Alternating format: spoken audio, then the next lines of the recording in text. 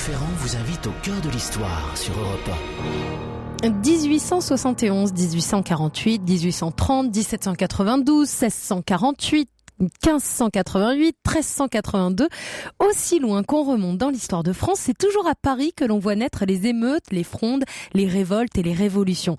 Franck Ferrand nous raconte aujourd'hui le soulèvement parisien de 1358. Bonjour Franck. Bonjour Anissa, bonjour à tous. Alors que voulez-vous, les Parisiens ont, comme on dit, la tête près du bonnet. En 1358, ce qui se présente bien comme une révolution a été incarné par le prévôt des marchands de l'époque, autant dire un maire de Paris qui n'en avait pas le titre, Étienne Marcel. Je vais vous raconter ça dans un instant. Et après quoi, vous ferez la lumière sur cet événement historique en compagnie de Julien Théry, professeur d'histoire médiévale à l'université Lumière Lyon 2. Oui, je n'ai pas commis l'imprudence d'inviter sur ce sujet éminemment parisien un professeur de Paris. Je pense que pour évoquer cet épisode dramatique de notre histoire, Julien Théry a tout le recul nécessaire et même un peu mieux que ça. Et un petit retour aux origines à la fin de l'émission ? Mais si vous voulez, nous reviendrons sur les origines de l'expression en 2 coups de cuillère à peau. Ça n'est évidemment pas la façon dont je vais traiter Étienne Marcel là maintenant. C'est un personnage que vous avez probablement croisé sans le savoir et j'ai d'ailleurs vu cette photo circuler sur les réseaux sociaux tout à l'heure, là, il y a quelques minutes. Quand vous passez sur le quai de l'Hôtel de Ville de Paris, vous voyez face à la Seine une très imposante statue équestre en bronze qui représente un homme quasi royal de port et d'allure, au costume tout ce qu'il y a de plus médiéval. Eh bien cet homme, c'est Étienne Marcel, qui est devenu célèbre et qui a trouvé la mort en l'an de grâce 1358. Qu'est-ce qu'il faisait dans la vie, cet homme-là ? Il était, je vous le disais à l'instant, prévôt des marchands. Alors, prévôt des marchands, c'est un beau titre. Mais qu'est-ce que c'est ? Officiellement, c'est l'homme qui est chargé des arbitrages de conflits entre marchands parisiens, chargé de l'organisation du trafic fluvial à l'intérieur de la ville. C'est en quelque sorte, si vous voulez, sous une autre forme, mais un peu le maire de Paris. En tout cas, c'est l'homme fort de la capitale. C'est d'ailleurs bien comme un homme fort qu'Étienne Marcel aime à se présenter. Je vais vous dire comment il a tenté de défendre les intérêts de Paris au moment où la couronne de France était le plus menacée. Tout commence en septembre 1356. Alors si vous avez des souvenirs scolaires, vous vous rappelez que 1356, septembre 1356, c'est Poitiers, la bataille de Poitiers. Alors en fait, le champ de bataille lui-même se trouve un petit peu en dehors de Poitiers, à Noyer-Maupertuis exactement. Et c'est là que Jean le Bon, le roi Jean II de France, qui est un Valois, c'est là que Jean II va devoir affronter l'armée anglaise du prince noir, lui-même fils du roi d'Angleterre. Jean II est non seulement complètement dépassé par les événements sur le champ de bataille de Noyer, mais il est battu, il est fait prisonnier et emmené en captivité. Ça n'est pas arrivé si souvent qu'un roi de France ait été fait prisonnier sur un champ de bataille. On n'aura pas vu, vous me direz, avec François, mais c'est un événement considérable et c'est son fils, parce qu'il se battait avec l'un de ses fils, mais l'aîné, celui qui porte, d'ailleurs il est le premier à le faire dans l'histoire de France, il porte le titre de dauphin, les dauphins du Viennois. Ce dauphin, ce fils héritier qui n'a pas 20 ans, est lieutenant général du royaume et c'est lui qui va devoir s'occuper des affaires pendant l'absence, pendant la captivité de son père. Que peut bien faire un jeune prince dans sa situation ? Il est quasiment sans soutien, il est sans argent, évidemment. Son réflexe naturel, et il n'a pas tellement le choix, c'est d'en appeler à la nation, c'est de convoquer les États généraux. Les États sont convoqués à Paris pour le 17 octobre 1356, autant vous dire qu'on n'a pas traîné, un mois seulement après la grande défaite de Poitiers. Et c'est toujours dangereux de convoquer les États généraux. Vous savez que Louis XIV et Louis XV s'en sont bien gardés. Louis XVI les a convoqués en 1789, j'allais dire on a vu le résultat. Eh bien, ce que va vivre le futur Charles V, le dauphin Charles pour le moment, c'est pas très loin de ce qu'a vécu Louis XVI. Il y a 2 leaders dans ces États généraux de 1356. Robert Lecoq, qui est évêque de Laon, qui est un homme intrigant, surtout un homme qui éprouve une véritable haine à l'encontre de Jean le Bon et de ses conseillers. Il se trouve que ce Robert Lecoq a des accointances très fortes avec Charles de Navarre, celui qu'on appelle Charles le Mauvais, qui se trouve être prétendant au trône de France, rien moins. Il est lui-même petit-fils de Philippe le Bel. Il a été emprisonné pour sédition. N'oubliez pas qu'on est dans un moment de changement dynastique, Jean II n'est que le 2e des Valois. Il a été incarcéré donc à la forteresse d'Arleux, en Flandre, et il a bien l'intention d'être libéré. Donc vous comprenez que son soutien dans le Conseil, ce Robert Lecoq, va jouer un rôle important. Et puis le deuxième homme fort des États généraux, c'est le fameux prévôt des marchands de Paris, c'est le fameux Étienne Marcel. Première décision des États généraux, on va subordonner l'octroi de nouveaux impôts à l'établissement d'une véritable charte qui constituera, disons-le, une atteinte au pouvoir monarchique dans toute sa liberté jusqu'alors. Ça vous rappelle rien, ça, une charte pour voter les impôts? On est en train de rééditer ce que les Anglais ont fait quelques décennies plus tôt. Il y a des délibérations très importantes à ce sujet. Les membres, les députés aux États généraux ne veulent pas que les conseillers du dauphin interviennent dans les débats, vous imaginez un petit peu. D'ailleurs, ils vont faire une sorte de liste de ministres et de conseillers du dauphin dont ils considèrent qu'ils sont persona non grata. Et ils exigent, comme une forme de préalable à tout accord avec la monarchie, la libération du fameux Charles le Mauvais. Et alors, quelle est la contrepartie, si je puis dire? La possibilité de lever des fonds pour réunir 30 000 hommes et aller continuer le combat face aux Anglais. Le dauphin Charles, qui est jeune, qui est en apparence inexpérimenté, aurait pu, dans une situation comme celle-là, se laisser complètement déborder. On pourrait imaginer qu'il ne sache que répondre. Eh bien, en fait, Charles va faire ce qu'il faut faire dans ce genre de cas. Je donne un conseil aux futurs gouvernants. Ajourner la réponse. Déjà, on ne répond pas, on ne réagit pas à chaud. On enregistre très poliment ce que les gens ont à dire et puis ensuite on voit. Et les États vont continuer à délibérer, alors qu'ils n'en ont plus la permission. Ça aussi, ça préfigure ce qu'on connaîtra en 1789, quand même. Ils discutent dans le vide, si je puis dire, les députés aux États généraux, et ils rédigent une sorte de programme de gouvernement en 20 articles. Mais on a envie de dire, mais où sommes-nous? On est bien dans la monarchie française au Moyen-Âge, là? Ça paraît incroyable, cette histoire. C'est même assez exaltant, à vrai dire. On est presque en train de voir naître une forme de pouvoir partagé. Le dauphin va décider de dévaluer la monnaie. Ça, c'est tout à fait le contraire de ce que voulaient les États généraux, mais il n'a pas la bêtise d'annoncer ça alors qu'il est prisonnier dans Paris, si je puis dire. Le dauphin prend le large, il prend du champ. Le 5 décembre, il est à Metz, ce qui au passage va l'obliger à faire allégeance à l'empereur Charles IV, à l'empereur du Saint-Empire romain germanique. Qu'importe, le dauphin veut être libre de son action. Il décide de d'évaluer la monnaie. Et quand on est prévôt des marchands et qu'on a des tonnes d'or dans ses coffres, ça c'est une décision qui ne fait pas plaisir. Autant vous dire qu'Étienne Marcel est furieux. Franck Ferrand vous conte l'histoire sur Europe 1. Alors nous sommes au cœur de l'histoire d'Étienne Marcel, ce prévôt des marchands de Paris. Alors vous nous parliez en début d'émission d'une grande statue en bronze, une grande statue équestre d'Étienne Marcel qui se trouve sur le quai de l'Hôtel de Ville à Paris.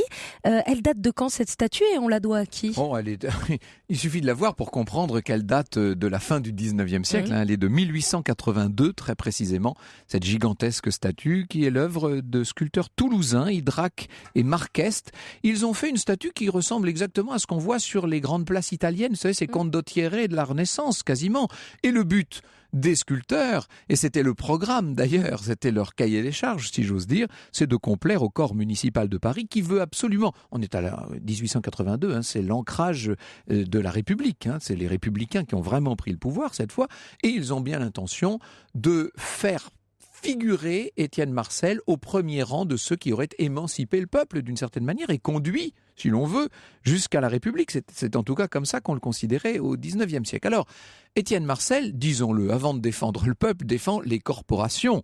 Et ces corporations, il leur interdit d'accepter la dévaluation du dauphin. Vous savez, cette monnaie nouvelle, là, on a rogné sur les pièces d'or et d'argent, il n'en est pas question pour lui. Il faut bien comprendre que c'est vrai que ça amenuise les économies de ceux qui des nantis, si je puis dire, ça fragilise le commerce, ça rend plus difficile incontestablement les opérations, les transactions et aussi les opérations de récupération de fonds pour le pouvoir public.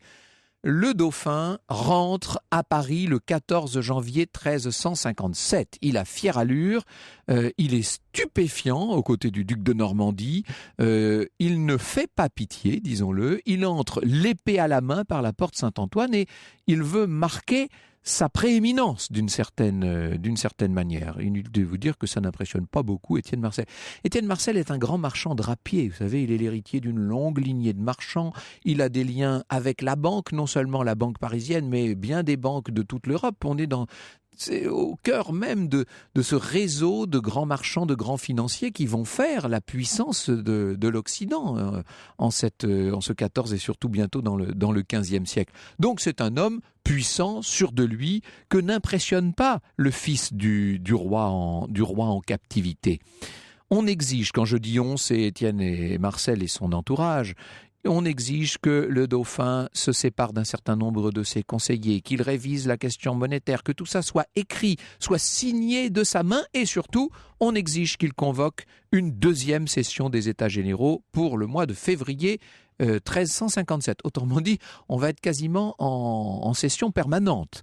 Pendant tout ce mois de février 57, les séances sont denses, sont agitées. L'Assemblée va rédiger quelques 61 requêtes. Ce sont des requêtes qui reprennent, en les radicalisant d'ailleurs, les grandes revendications des États généraux de 1355. Donc, ce qui est en train de naître, c'est une forme d'esquisse de constitution. Vous imaginez ce dont on est en train de parler là, c'est quand même assez extraordinaire. Et en contrepartie, le dauphin, certes, se voit accorder donc sa fameuse armée de 30 000 hommes soldés par la nation. On ne peut pas dire que l'échange soit très équilibré. Seulement, le prince Charles n'a pas le choix. Il est bien tenu d'aller au bout il doit boire la coupe jusqu'à la lie, si je puis dire. Il va promulguer le texte sous le nom de Grande Ordonnance. La promulgation est du 3 mars 57. Grande ordonnance. Vous voyez qu'on n'est pas très loin de la grande charte anglaise, là encore une fois. Cette grande ordonnance va faire un bruit considérable dans toute l'Europe. Et naturellement, elle revient aux oreilles de Jean II, qui lui se trouve en captivité de l'autre côté de la Manche. Et le sang du roi régnant, même s'il est captif, ne fait qu'un tour. Dans une lettre très ferme, un vrai modèle d'ailleurs de rhétorique, le roi Jean le Bon rejette entièrement la grande ordonnance, ça il n'y va pas par quatre chemins, il interdit toute réunion des États, voilà, comme ça c'est réglé, et il s'oppose à la levée de tous les impôts qui ont été octroyés. Ça c'est très intelligent, parce que en s'opposant à la levée des impôts, le roi sait très bien d'abord qu'il sème la pagaille en France et qu'il va se rendre d'autant plus populaire. Vous imaginez notre bon roi qui est déjà captif du méchant Anglouais et qui en plus veut qu'on ne paye plus d'impôts. Il devient l'homme le plus populaire, ce roi captif. Naturellement, Étienne Marcel et Robert Lecoq, ne l'oublions jamais, ne vont pas s'arrêter pour autant si bon chemin. Sitôt publiée la lettre royale, ils entrent en désobéissance. Il convoque les États généraux pour le 30 avril. Écoutez, de simples particuliers, en l'occurrence un marchand drapier qui se permet de convoquer les États généraux alors que le roi vient de les interdire, moi j'appelle ça une révolution. Parce qu'on dit non, mais Étienne Marcel, c'est pas une révolution. Comment voulez-vous appeler ça ? C'est évidemment une révolution. Quand même, la question qui se pose maintenant, c'est de savoir si la population va suivre Étienne Marcel. Si les gens se mettent avec lui, se liguent avec lui, si je puis dire, eh bien tout simplement, c'en sera fini de la monarchie capétienne. Franck Ferrand vous conte l'histoire sur Europe 1. Nous sommes au cœur de l'histoire d'Étienne Marcel aujourd'hui et nous allons reprendre le fil de cette histoire qui raconte cette révolution menée par Étienne Marcel. Alors on se rend compte que les trois ordres des États généraux ne sont pas tous d'accord avec les meneurs de cette révolte. Non, vous avez la noblesse qui est travaillée d'ailleurs par l'évêque de Laon qui fait un peu la sourde oreille aux appels des meneurs. Le clergé lui bénit la lettre du roi Jean qui l'exonère d'impôts, tout va bien. Quant aux tiers États, il est partagé, si vous voulez, entre une courte majorité d'insurgés et une forte minorité de sujets qui restent loyaux à la couronne. Et ça crée un trouble, tout ça, un trouble sur lequel va s'appuyer le dauphin. Il va en jouer de ce trouble, il est d'une maturité politique incroyable, ce jeune homme, entre parenthèses. Il saute sur l'occasion, il fait arrêter un certain nombre de députés des États, il annule les décisions qui viennent d'être prises, là, toutes les nouvelles décisions réputé illégal, et il annonce qu'il entend désormais gouverner seul, après quoi il quitte aussitôt Paris. Il pense que ça va se calmer. En vérité, quand il rentre à Paris, il se rend compte que l'agitation n'a fait qu'augmenter. Il croit nécessaire à ce moment-là de céder un petit peu de terrain. Il va de nouveau devoir convoquer les États pour le mois de novembre. Ce qu'il faut quand même savoir, si on veut comprendre pourquoi Charles d'un seul coup est troublé, c'est qu'au même moment, Charles le Mauvais, vous savez, le grand rival, qui bénéficie, vous l'aurez compris, de complicité incroyable, s'est évadé de son château d'Arleux. Et ça, évidemment, c'est un coup de théâtre. Le prince fait une entrée tapageuse dans la capitale, qui lui réserve un accueil triomphal. Or, il a des troupes avec lui, des troupes qui, d'ailleurs, vont s'allier de plus en plus avec des mercenaires anglais qui, en même temps, sont en train de ravager la Normandie. C'est à ce moment-là que le dauphin fait preuve d'une audace sans précédent sur le trône de France. Là, on peut dire que nécessité fait loi. Et ça, c'est d'une modernité que je trouve incroyable. Le dauphin va décider sans façon de venir se mêler au débat public. Il vient aux Halles, en plein Paris, et il va haranguer la foule. Vous imaginez, celui qui est le lieutenant du roi de France, qui sera très bientôt roi de France d'ailleurs. Et le lendemain, Étienne Marcel monte à la même tribune et harangue la même foule. C'est-à-dire que c'est presque un débat contradictoire qui est en train de naître. Ce qu'on est en train de voir dans ce climat d'insurrection, ce qu'on est en train de voir naître en plein XIVe siècle dans la France médiévale, c'est des amorces, attention, mais enfin des amorces de démocratie, qu'on le veuille ou non, en tout cas un débat contradictoire. Nouveau coup de théâtre à la suite d'une affaire de droit commun dans laquelle je ne vais pas entrer. Il y a eu un commis chez un changeur qui a été pendu par la justice royale, etc. C'est l'étincelle qui met le feu aux poudres. Nouveau soulèvement.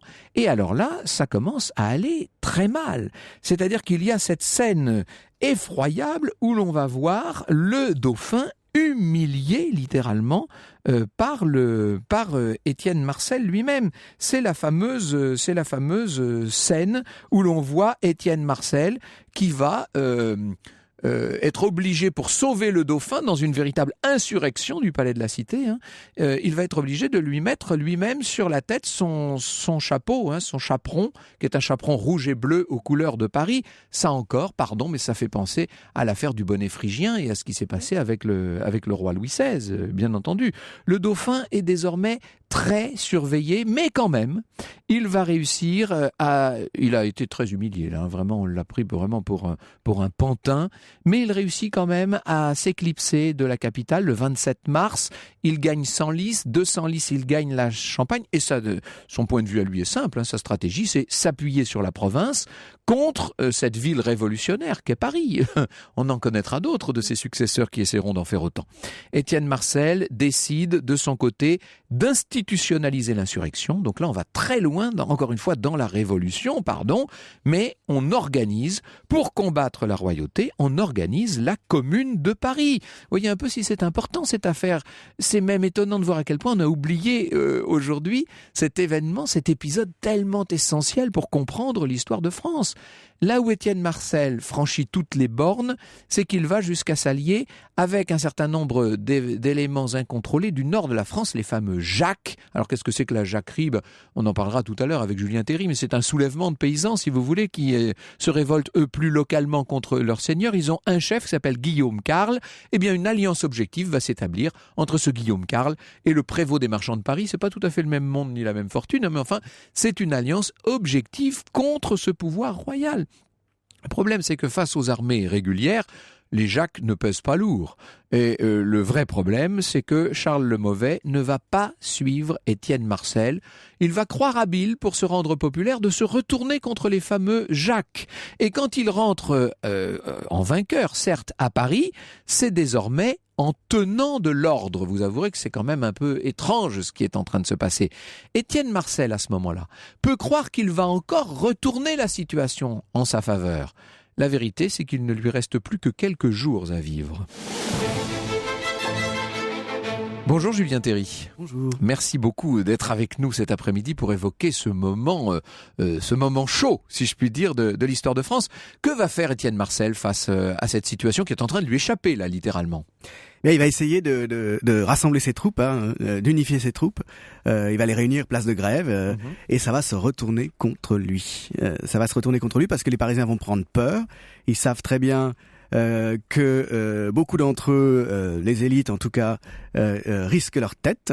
On est dans un contexte de guerre qu'on peut pas encore dire nationale, mais enfin qui engage quand même la royauté française contre la royauté anglaise, qui engage aussi la notion de lèse-majesté au sens où des grands princes révoltés comme Charles le Mauvais et ceux qui le suivent peuvent être, en cas de rébellion, poursuivis pour lèse-majesté et risquent leur peau. Et là, il y a même une accusation de trahison, disons-le, parce que Étienne Marcel a décidé finalement de s'allier aux Anglais, disons les choses comme elles sont. Alors ça ne peut pas passer auprès de la population, en tout cas d'une majorité de la population. Disons que la majorité des Parisiens considèrent que le risque est trop grand. La répression serait trop terrible en cas d'échec et se retourne. Parce que la répression de la trahison, c'est ce qu'il y a de pire, hein. C'est la violence absolue. Oui, c'est la lèse-majesté, hein, la trahison qui est constitutive de lèse-majesté, c'est une atteinte à l'autorité du souverain dans ses fondements même. Hein. Et justement, ce qui est en jeu plus généralement dans toute cette affaire, c'est la question de savoir si la monarchie française va continuer à être absolutiste, hein, c'est-à-dire finalement structurée par le pouvoir absolu du roi, hein, sa capacité à juger tout le monde et à n'être jugé par personne. Sa faculté à gouverner sans rendre compte en dernier recours à qui que ce soit, ou bien si elle va prendre la bifurcation anglaise à laquelle vous avez fait allusion plusieurs fois avec la Grande Charte, c'est-à-dire celle d'une monarchie constitutionnelle.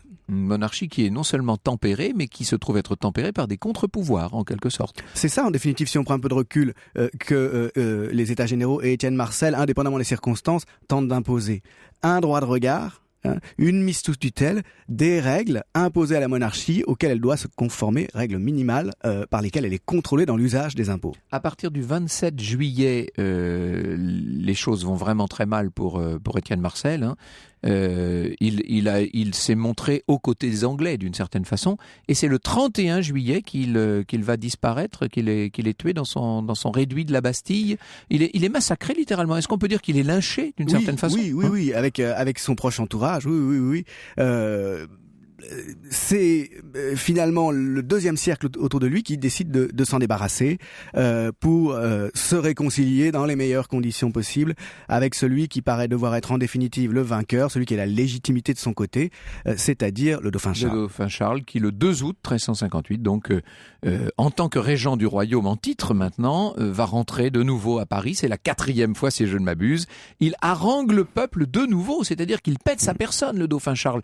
On n'a jamais vu ça pour le moment. Et il déclare une amnistie générale. Décidément, voilà un homme habile. Les Valois se sont montrés habiles dans les débuts de la dynastie quand même. Hein. Ils ont su, j'allais dire, brosser le peuple dans le sens du poil. C'est ça, ils ont réussi à surmonter cet événement qui aurait pu être absolument catastrophique, qu'il a été dans une certaine mesure, mais pas pour la dynastie elle-même, qu'a été la capture de Jean le Bon et l'énorme rançon exigée par les Anglais. Alors cette question de la nature même de la monarchie française, et aussi cette question du pouvoir quel est le pouvoir qu'on peut reconnaître aux membres de la nation, 3 États réunis, eh bien c'est ce que nous allons essayer de voir ensemble dans un instant. Europe 1, au cœur de l'histoire. Franck Ferrand. Nous sommes au cœur de l'histoire d'Étienne Marcel cet après-midi sur Europe 1. Si vous venez de nous rejoindre, nous sommes en plein milieu du XIVe siècle et nous découvrons cette révolution manquée d'Étienne Marcel. Nous allons aller plus loin avec votre invité, Franck Ferrand. Vous recevez Julien Théry. Il est historien, professeur d'histoire médiévale à l'université Lumière Lyon 2. Et Julien Théry est en train de préparer un ouvrage sur les vêpres siciliennes dont nous avions parlé ensemble il y a quelque temps ici. Vous viendrez nous reparler de cet événement extraordinaire. Alors, là, nous sommes donc bel et bien en France, à Paris, mais le contexte est essentiel et peut-être que, pressé que j'étais de raconter les événements tout à l'heure, je n'ai pas suffisamment insisté sur le contexte. Trois grandes questions essentielles. D'abord, la guerre. On est en pleine guerre de 100 ans, hein, bien sûr. Oui. On est en pleine guerre de 100 ans depuis 1337, c'est la date canonique que l'on retient. En réalité, il y a une conflictualité croissante entre l'État royal français et l'État royal anglais, parce que c'est les États naissants qui sont en cause depuis les années 1290, depuis le temps de Philippe le Bel. Mais là, c'est une querelle de succession. Vous y avez fait allusion en parlant de ce trublion qu'est Charles le Mauvais. Lorsqu'Édouard III considère que ce n'est pas à un Valois de succéder aux Capétiens, que lui est Capétien et que donc il doit devenir roi de France. Tout à fait. Édouard a des liens qui sont au moins aussi proches du point de vue de la généalogie avec les rois capétiens, avec Saint-Louis, que Philippe VI de Valois, qui en 1328... Il n'est qu'un cousin. C'est ça, a pris le trône de France, et donc que son fils, Jean de Le Bon, ou petit-fils, le dauphin Charles. Et la guerre donc s'est développée, disons autour de ce prétexte généalogique, autour de ces prétentions de la maison anglaise à aussi absorber la royauté française. En réalité, derrière, il y a la montée des appareils d'État, la montée des bureaucraties, le développement de la fiscalité royale sur l'ensemble des territoires qui se justifie par la guerre, par l'état de nécessité absolue pour défendre le royaume. Alors on va revenir à la fiscalité et aux questions financières dans un instant, parce que c'est le deuxième grand élément de contexte, mais un mot dynastique encore sur l'attitude du roi Jean II le Bon, qui donc est en captivité en Angleterre. Entre parenthèses, on va le libérer, il ira se recoller tout seul en captivité pour des raisons d'honneur féodal. C'est assez c'est le parangon des valeurs chevaleresques qui dès l'époque sont un peu désuètes, que d'autres souverains, même avant lui, comme Philippe le Bel, avaient su abandonner au profit de la raison d'État. Mais Jean II, déjà sur le champ de bataille, se laisse capturer à Poitiers, comme il faut, gentiment. Au lieu de s'enfuir, comme l'avait fait son père Philippe VI lors de la déculottée précédente de 1346 à Crécy, qui est l'une des premières grandes défaites de la guerre de 100 ans. Au lieu de faire comme son père, c'est-à-dire quand il voit que les choses tournent vraiment au vinaigre et que les Anglais sont en train de vaincre, au lieu de s'enfuir, Jean de Lebon, qui est un parangon de chevalerie, se bat comme un lion avec son fils, comme vous le disiez tout à l'heure. Père, gardez-vous à droite, père, gardez-vous à gauche. Voilà, le fameux mot historique, la dernière résistance. Il est seul avec son fils à ses côtés qui lui dit oui, il faut donner les coups. Ils sont absolument cernés. Il finit par être prisonnier et par se rendre à Londres. Donc, enfin, en tout cas, par être emmené à Londres. C'est une prison de luxe, si vous voulez. Mais il engage son honneur avec le traité de Londres de janvier 1358, qu'il accepte sous la pression aussi des événements parisiens qui mettent en danger la royauté, et c'est un traité dont les conditions sont désastreuses pour les Français. Mais on peut imaginer que si le roi Jean se montre tellement conciliant sur un plan fiscal contre les décisions qui viennent pourtant d'être votées par les États généraux, et si son fils, lieutenant du royaume, c'est-à-dire le dauphin Charles, futur Charles V, se montre lui-même tellement présent physiquement, allant jusqu'à haranguer les Parisiens sous la halle, c'est parce que on est au tout début d'une dynastie qui doit s'imposer. C'est-à-dire que ces gens-là n'ont pas la légitimité des siècles derrière eux. Donc il faut qu'ils le conquièrent d'une certaine manière, ce pouvoir. Exactement, ça ne va pas de soi. Il y a des concurrents possibles qui peuvent justifier aussi de leur prétention, non seulement le roi d'Angleterre, mais aussi Charles le Mauvais, dont vous parliez. Alors Charles le Mauvais, ça c'est un autre élément de contexte, et qu'il y a des princes dans cette affaire qui jouent contre la couronne de France. Alors lui, l'histoire l'a surnommé Charles le Mauvais, ce Charles de Navarre. C'est un concurrent sérieux pour les Valois ? C'est un concurrent sérieux, d'autant plus qu'il peut fédérer tous les mécontentements aristocratiques derrière lui. Et il est finalement la première grande figure de ces princes féodaux de la fin du Moyen-Âge qui vont régulièrement se rebeller contre la montée de l'État royal. C'est le même genre de prince qui va déclencher la fameuse guerre civile de la seconde moitié de la guerre de 100 ans au début du XVe siècle, qui aboutira à la défaite d'Azincourt, la terrible guerre civile entre les Armagnacs et les Bourguignons. Eh bien, le parti de Navarre, c'est déjà l'un de ces partis princiers qui finalement joue des divisions pour essayer de faire avancer les intérêts aristocratiques. Et puis on est dans une crise, parce qu'il y a la guerre de 100 ans qui n'arrange pas les choses, mais il y a eu des épidémies terribles, il y a la peste, bien entendu, on est dans un siècle sombre, disons les choses, une crise monétaire, une crise métallique, c'est-à-dire qu'il n'y a pas assez d'or, pas assez d'argent à l'échelle de toute l'Europe, et donc tout ça, évidemment, exacerbe les tensions, disons les choses. Il y a une dynamique vicieuse, un cercle vicieux de ce qu'on appelle à l'époque les trois cavaliers de l'Apocalypse, qui s'abattent un petit peu sur l'Occident et dont on a un reflet avec l'art qui tourne au macabre, comme vous le savez. Les fameuses danses macabres. Voilà, oui. La mort devient absolument omniprésente, les hécatombes succèdent aux hécatombes. Quel est le facteur premier? On ne sait pas vraiment, mais en tout cas, ce qui est sûr, c'est que les guerres déclenchent des famines à retardement, parce que les récoltes sont détruites, les paysans ne peuvent pas travailler. Ces famines affaiblissent les populations et ça favorise les épidémies. Exactement.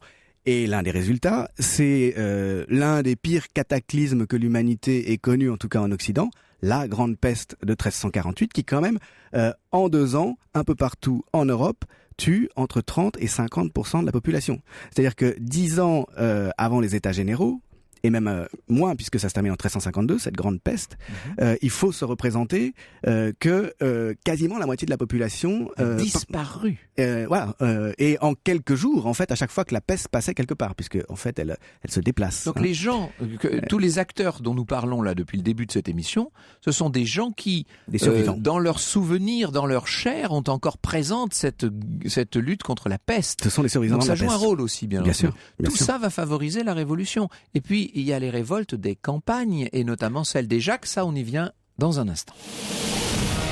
Europe 1 au cœur de l'histoire. Franck Ferrand. Nous sommes au cœur de l'histoire d'Étienne Marcel et au cœur de cette révolution de 1358. Nous allons plus loin avec votre invité, Julien Théry. Il est historien, professeur d'histoire médiévale à l'université Lumière Lyon 2. Et si vous voulez continuer, vous aussi, après 15h, eh bien, je vous conseille de vous précipiter dans votre kiosque puisqu'il y a le numéro d'Historia actuellement en vente dans lequel vous racontez cette révolution d'Étienne Marcel. Donc dépêchez-vous de vous procurer ce numéro d'Historia. Étienne Marcel est à l'honneur. D'ailleurs, à la fin de l'émission, si vous voulez, on reviendra un peu sur sa personnalité, sur qui il était et pourquoi il a agi comme il l'a fait. Mais restons un peu sur le contexte pour le moment et nous parlions des Jacques et des jacqueries. Qu'est-ce que c'est que ces mouvements-là, Julien Théry? C'est certainement la plus grande révolte paysanne du Moyen-Âge en France. En Angleterre, un peu après, il y a celle de 1381 qui ressemble beaucoup, la révolte des paysans de 1381. C'est une révolte qui se développe comme une traînée de poudre au printemps 1358, exactement, donc pendant les moments cruciaux à Paris dont vous parliez pour l'ensemble de l'histoire de la monarchie. Dans les campagnes, donc, soulèvement spontané des paysans du nord du bassin parisien, très probablement déclenché par une énième ponction fiscale. Et voilà, toujours, ces impôts qui sont tellement impopulaires. Il faut se représenter que ces défaites successives, ces campagnes, puis ces défaites successives de la noblesse française autour du roi, à chaque fois impliquent une pressurisation, je sais pas comment dire, de presser. Une pression, voilà, en tout cas, une pression. Merci, c'était tout simple. Une pression des paysans qui sont aux limites de la survie économique, qui sont aux limites et souvent en situation de malnutrition. Pression sur les fruits de leur travail, prélèvement des fruits de leur travail pour aller faire ces guerres qui se terminent en plus par des défaites. Oui. Et la capture du roi et le traité de Londres qui s'ensuit prévoit que 4 millions d'écus d'or devront être payés et ils le seront par qui? Par les populations, par ceux qui travaillent, par les paysans essentiellement. Ces rançons ont toujours été des catastrophes dans l'histoire. Il y en a eu tellement en fait. Exactement. Et leur issue, ça a souvent été des convulsions politiques, voire des changements de régime. Ces Jacques donc se soulèvent à partir de mai, forment une armée spontanément et attaquent tous les nobles qu'ils rencontrent, mettent l'assaut au château qui se trouve sur leur chemin, se montrent d'une cruauté qui est probablement exagérée par les chroniqueurs qui sont scandalisés de voir des gens dont le destin est de travailler, selon l'ordre religieux de la société. L'ordre immuable du Moyen-Âge. C'est ça, se rebeller contre leurs supérieurs, jusqu'à la répression sauvage qui s'abat sur eux, dirigée par Charles le Mauvais à la tête de la noblesse en mois de juin suivant. Ça dure que 2 mois. Bien que la noblesse, si elle avait dirigée par Lecoq et par cet évêque de Laon, si elle avait l'intention de tailler des croupières au pouvoir royal, n'avait pas pour autant l'intention de laisser s'installer le désordre. Là, il y a une espèce de malentendu complet.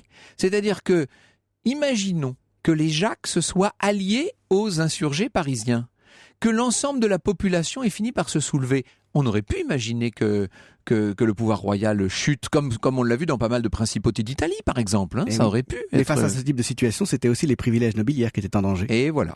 Et donc, il y a une reconstitution, finalement, de l'alliance entre la noblesse et la royauté. Donc, on peut dire que Charles le Mauvais aura non seulement trahi son roi, mais qu'il a aussi trahi ses alliés du moment, et qu'il a fini par se retourner contre ceux qui auraient pu être leur principal soutien. Sa seule vraie ligne de conduite, c'était la défense de ses intérêts. Ça, c'est assez terrible. Les Parisiens réagissent comment face à ça? Ils sont plutôt soulagés de voir les Jacques écrasés, non? Alors, bien sûr. Il y a un temps d'ambiguïté. On ne sait pas jusqu'à quel point il y a eu alliance, projection d'alliance, proposition d'alliance entre les Jacques et Étienne Marcel. Il faut voir que ça représente des milieux sociaux qui sont vraiment très éloignés les uns des autres. Étienne Marcel représente une classe sociale parisienne bourgeoise très opulente. Et financière. Voilà, tout à fait. Déjà presque international, sinon. Bien sûr, vous parliez des accointances d'Étienne Marcel avec les réseaux bancaires. C'est tout à fait important, effectivement, dans sa prospérité, dans la prospérité de la bourgeoisie parisienne. À côté, les Jacques sont vraiment des miséreux, pour beaucoup d'entre eux.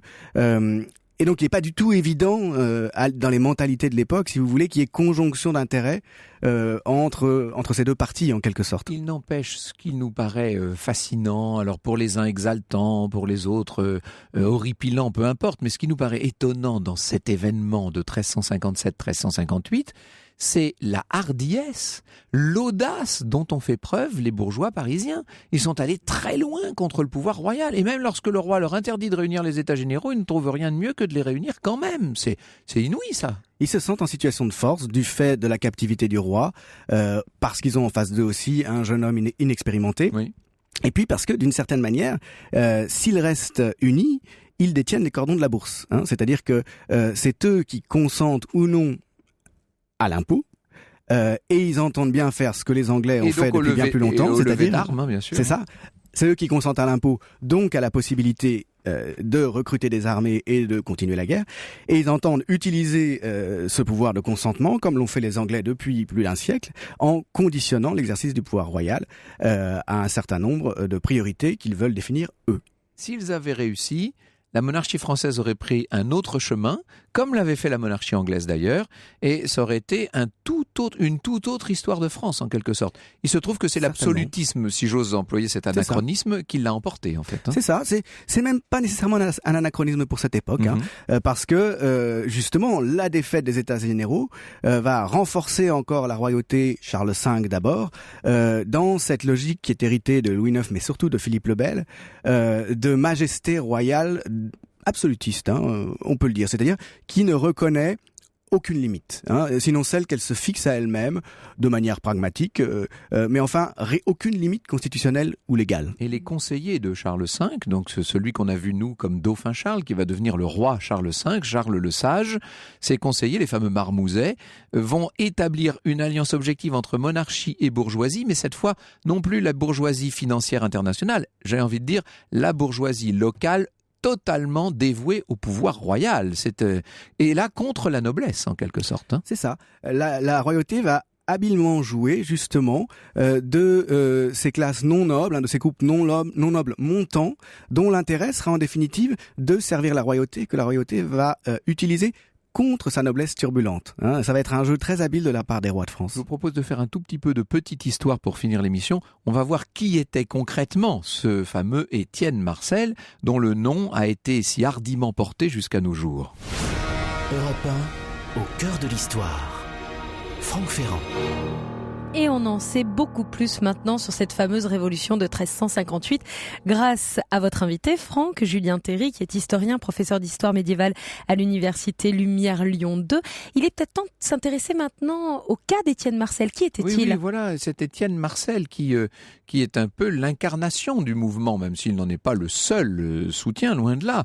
Étienne Marcel ne peut tenir finalement contre l'opposition des autres bourgeoisies, des bourgeoisies provinciales serrées autour du dauphin, l'épaulant, le soutenant, le poussant jusque dans Paris où il rentre en vainqueur, écrit l'incontournable Michelet. Étienne Marcel est tué, tout rentre dans l'ordre, tout se tait et s'assoupit, un grand voile de silence s'établit. On voit la passion de la bourgeoisie du 19e siècle pour cet homme dont elle a fait son emblème, Julien Théry. Bien sûr, et tout son rapport au Moyen-Âge, d'ailleurs, qui pour elle n'est que l'histoire des échecs du peuple, et plus exactement de la bourgeoisie, à s'émanciper de l'autorité de la noblesse et de la royauté. Et c'est pour ça que les historiens du 19e siècle, Michelet en particulier, vivent de manière très intense finalement cette histoire en la reconstituant. Pour eux, le Moyen-Âge finalement est un peu une nuit de la raison politique. Le peuple prend conscience plus ou moins de ses droits, essaie de les faire valoir, mais finalement se fait réprimer sauvagement et tout s'endort jusqu'à la fin de l'Ancien Régime. Mais l'Étienne Marcel qu'il nous présente, notamment la fameuse statue là de l'hôtel de ville de Paris, est un Étienne Marcel très arrangé, si je puis dire. On a l'impression là d'un héros splendide. Il est à la fois chevalier, juriste, il est tout à la fois cet homme. C'est un mythe dans une très large mesure. En réalité, il y a plein de collusions, plein d'intrications entre la bourgeoisie et la noblesse, dans une large mesure. Est-ce qu'on sait quel était son tempérament? S'il était un homme, je sais pas moi, colérique, contraire doux? C'est toujours difficile à reconstituer à aussi longue distance, d'autant plus qu'on n'a pas vraiment de chronique qui lui soit spécialement favorable ou qui ait été rédigée par des gens qui lui étaient spécialement proches. Mais manifestement, c'est quelqu'un d'extrêmement volontaire, c'est manifestement un leader, un meneur d'hommes. Il n'a pas été prévôt des marchands par hasard, pardon. C'est une fonction très importante, c'est avec le prévôt du Châtelet, l'un des deux dirigeants suprêmes de Paris, le prévôt du Châtelet représentant l'autorité royale, prévôt des marchands étant l'émanation du corps de la bourgeoisie, c'est-à-dire du groupe social qui domine la ville. Puis il devient délégué du tiers-état aux états généraux, ce qui manifeste aussi un tempérament très probablement c'était quand même quelqu'un qui avait une très affirmé, oui. Très forte personnalité, incontestablement, pour oser défier, j'allais dire tout seul, le pouvoir royal. Oui, puis il entreprend, c'est ça, il prend des initiatives politiques qui sont extrêmement subversives et même disruptives, en quelque sorte, comme on dit aujourd'hui. Donc c'est quelqu'un, c'est sûr. Je renvoie nos auditeurs donc au numéro d'Historia, là, qui sort en ce moment même dans les kiosques, où il est question longuement d'Étienne Marcel. Et je rappelle, Julien Théry, que votre livre des sentences de l'inquisiteur Bernard Guy, les extraits choisis de ce texte fondateur, reparaît en format de poche chez CNRS Éditions, dans une version qui d'ailleurs est augmentée. Merci beaucoup d'être venu nous parler de ce moment crucial. Europe 1, au cœur de l'histoire.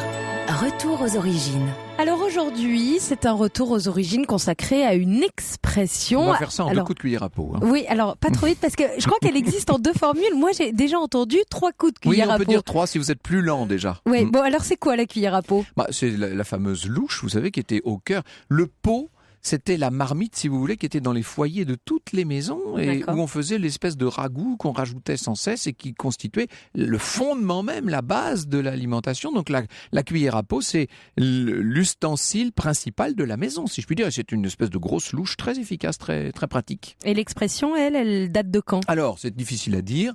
Beaucoup nous disent l'expression remonte au moment de la Première Guerre mondiale ou de juste avant, vous savez, à cette époque où il y a énormément de services militaires, la loi des 3 ans, etc., et où on sert rapidement les appelés avec une cuillère à peau et il faut aller vite. Bon. Il semblerait qu'en fait, dans le milieu militaire, certes, mais aussi dans le milieu carcéral, cette expression ait été employée depuis bien plus longtemps. Et il y a une autre éventualité, et celle-là, je la trouve beaucoup plus poétique, et c'est celle que je retiendrai, si vous le voulez bien. Et celle-là nous emmène dans un autre monde et dans un autre siècle, nettement plus en avant, dans la marine à voile. Il se trouve que le sabre d'abordage présentait dans sa garde, vous savez, la garde du sabre, fait penser à la forme d'une cuillère à peau. Et donner un coup de sabre dans la marine, on disait c'était donner un coup de cuillère à peau. Donc en 3 coups de cuillère à peau, ça voulait dire aller vite, hardiment, à l'abordage, à 3 coups de sabre. Au cœur de l'histoire sur Europe 1.